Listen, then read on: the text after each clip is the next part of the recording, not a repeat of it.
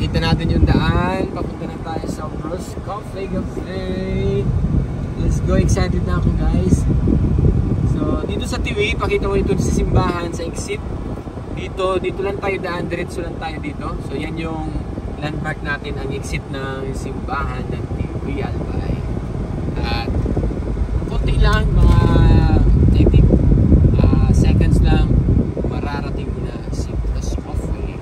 Alright, let's go. Excited na ako, baka mapahiya tayo, walang tao doon. Tignan natin. Excited na ako guys. Tignan natin yung sitwasyon ngayon. Hala, walang tao. Naku po. Parang mapahiya yata tayo.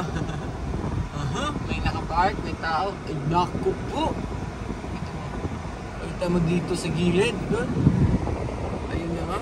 May tao ba? Ayun.